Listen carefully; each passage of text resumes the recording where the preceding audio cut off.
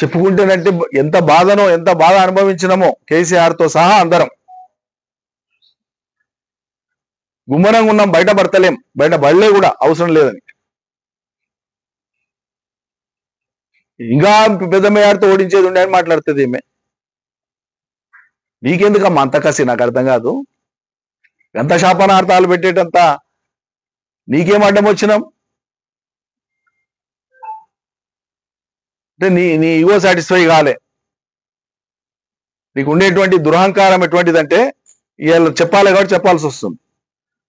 తండ్రి వయసు వాళ్ళను, మంత్రుల్ని, పార్టీ ఎమ్మెల్యేలని, నాయకుల్ని ఇంటికి పిలిపించుకొని మాట్లాడేటువంటి సంస్కారం ఇది.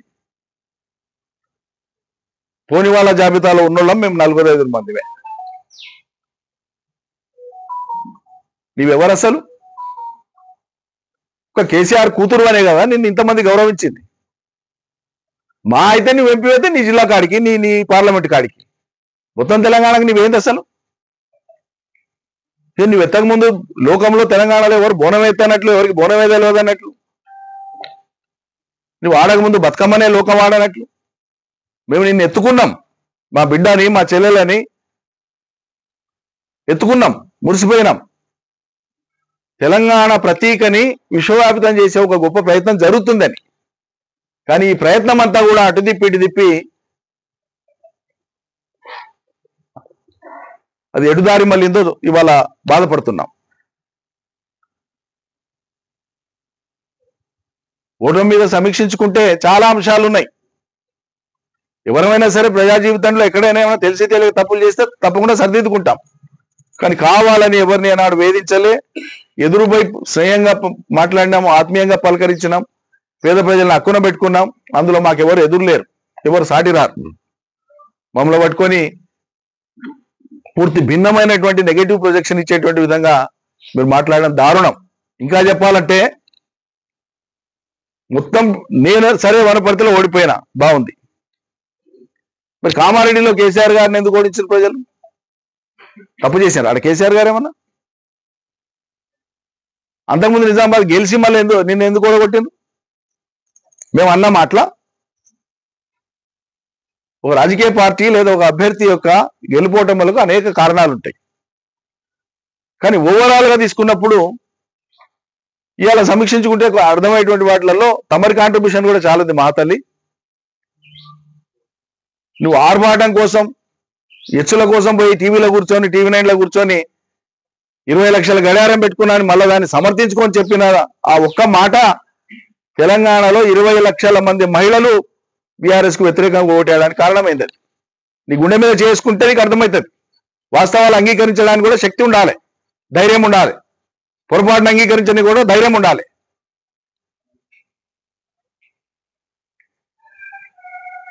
మేము లంబాడి తాండాలలో ఎన్నికల ప్రచారానికి పోతే సీఎం రిలీఫ్లు ఇప్పించినాం కదమ్మా, ఇచ్చింది సార్. కళ్యాణ లక్ష్మి వచ్చింది కదా, వచ్చింది.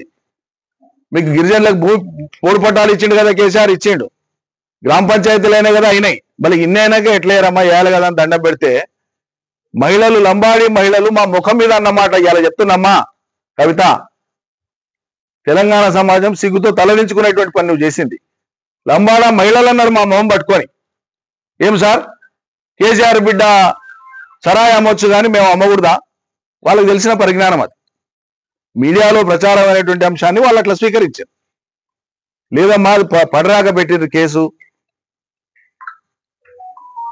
మేమేదో ఉపాధి కోసం అయితే సరాయి చేసుకుంటే మమ్మల్ని జైలుకు పంపించారు అనే ఆక్రోశం వెళ్ళగక్కుతున్నారు వాళ్ళు.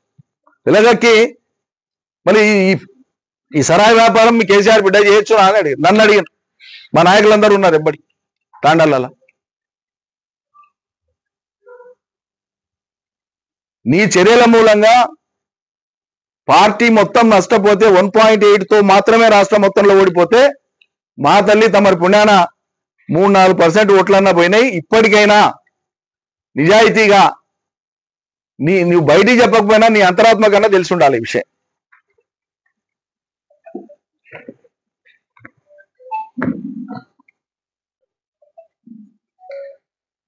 ఈయన 1 ఎకరాకు నీళ్ళు లేకుండానే నీళ్ళ నిరంజన్ రెడ్డి అని పిలిపించుకోండి. ఏం పిలిపించుకోలేదమ్మా. నీకు కావాలంటే ఆ టైటిల్ వాపసు కవర్లో పెట్టి రాసి పంపిస్తా. నీ టైటిల్తో నువ్వు సంతోషంగా ఉండు జీవితకాలం లిక్కర్ రాని అని, నాకేం అభ్యంతరం లేదు. నాకు ప్రజలు పెట్టిన నీల నిరంజన్ రెడ్డి వద్దంటే విత్డ్రా చేసుకుంటా. నేను అడగలే, ప్రజలు నాకు ఇయ్యలే. వాళ్ళు పిలుచుకుంటారు ప్రేమగా. నవ్వుతారు జనం. ఎవడన్నా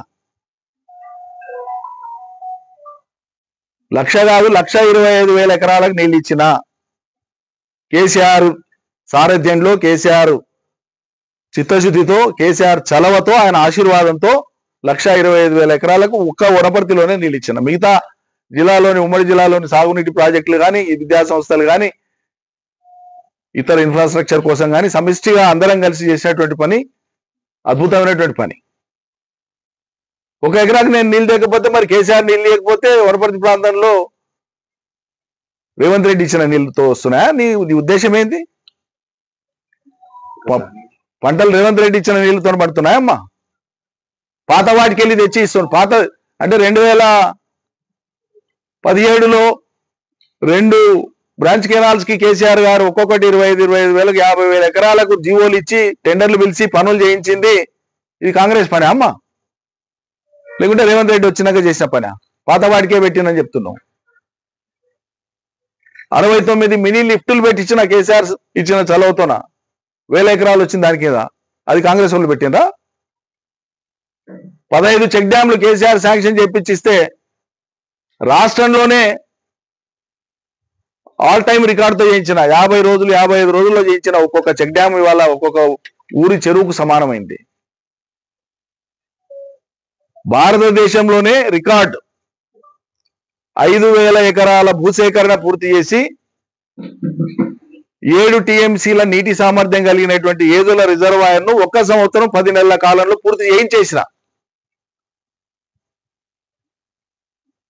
మేము పూర్తి కాలేదు, ఈయన పట్టించుకోలేదని మాట్లాడింది. ఇక మీకు తెలిసిన విషయం అదైతే ఇంక నేనేం చెప్పాలి? అయినటువంటి ఆరోపణలు 3 కాదమ్మా, మాకుండేది ఒకటే వ్యవసాయ భూమి కమ్ ఇల్లు ఒకటే తోనుంటది. మా సొంత ఊర్లోనే ఉంటది. హైదరాబాద్కు 160 కిలోమీటర్లు. నువ్వు వచ్చిపోయినావు, నిన్న మనం వచ్చిపోయినావు. ముందు చెప్పింటారంటే మా ఇంటికి టీ కూడా ఇన్వైట్ చేస్తుంటే, మీడియా మిత్రుల సమక్షంలో నువ్వేమైనా అడగదలుచుకుంటే చెప్పదలుచుకుంటే అక్కడే స్నేహపూర్వకంగానే అన్ని చెప్తుంటే, ఈ అభాండాలు వేయాల్సిన కర్మ కూడా పట్టేది కాదు మీకు. కన్న ఊర్లో ఉన్న ఊర్లో నాకున్న వ్యవసాయ భూమిలో ఇల్లు కట్టుకుంటానంటే నీకు ఫామ్ హౌస్ లాగా కనిపిస్తే, మరి హైదరాబాద్లో సొంత భవనాలు ఉండగా, విలాసవంతమైన భవనం ఉండగా గండిపేట పక్కల నీకెందుకు అమ్మ? మరి నాకు లేవే హైదరాబాద్లో, గండిపేటలల్లో, ఇంకేడో నగరాలల్లా నాకు వేరే వ్యాపారాలు కూడా లేవే.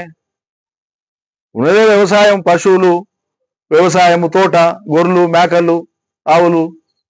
నాకు ఆపేక్ష ఉంది. మరి వీళ్ళు కేసీఆర్ గారు కూడా ఎర్రవల్లిలో వ్యవసాయ భూమిలోనే ఇల్లు కట్టుకొని ఉన్నారు. దాన్ని కూడా మా ప్రత్యర్థులు ఫామ్ హౌస్ అనే ఎక్కిరిస్తారు రోజు. అంటే నువ్వు వాళ్ళ వాదనను బలోపేతం చేయడానికి నా మీద పెట్టి అంటున్నావు అనమాట. అంటే ఇది పోయి కేసీఆర్ కూడా తగలాలని, అంతే కదా నీ ఉద్దేశం? మరి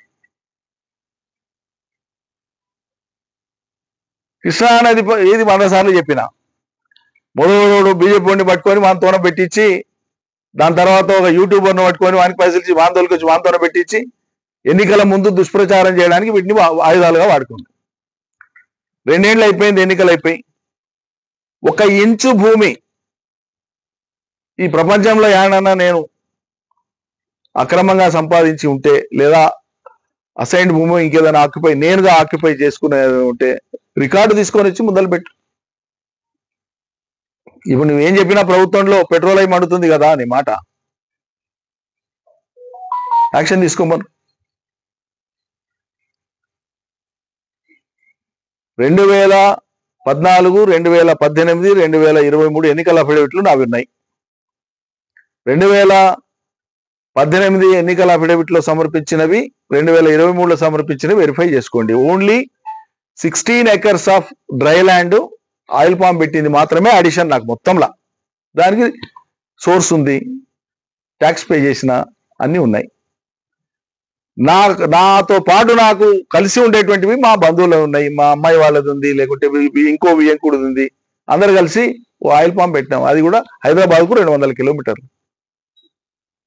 అది భూమి ఉండడం, వ్యవసాయ భూమి ఉండడం, అందులో ఆయిల్ పామ్ తోట ఉండడమే నేరమైనట్లు మాట్లాడుతున్నవే. ఎవరైనా పిచ్చినా కొడుకు కేటీఆర్ ఇల్లు, కవిత ఇల్లు, కేసీఆర్ ఇల్లు 3 చూపించి కేసీఆర్ కి 3 ఉన్నాయని దుష్ప్రచారం చేస్తే ఎట్లుంటుందో, ఎంత తెలివి తక్కువగా ఉంటుందో, మా పిల్లలై నాయ చూపించి నువ్వు మాట్లాడితే కూడా అంతే తెలివి తక్కువగా ఉంటుంది, ఏడ్చినట్లు ఉంటుంది.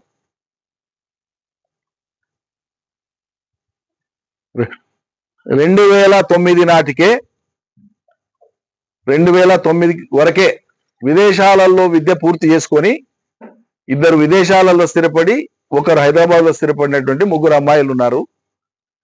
పెళ్లిళ్ళైనాయి, ఎవరి ఎస్టాబ్లిష్మెంట్స్ వాళ్ళకు ఉన్నాయి. ఓ తండ్రిగా కూతురు పొలం ఉందంటే పోయి చూసి బాగోగులు చూడడం అనే తప్పు కాదు, నేరం కాదు కదా.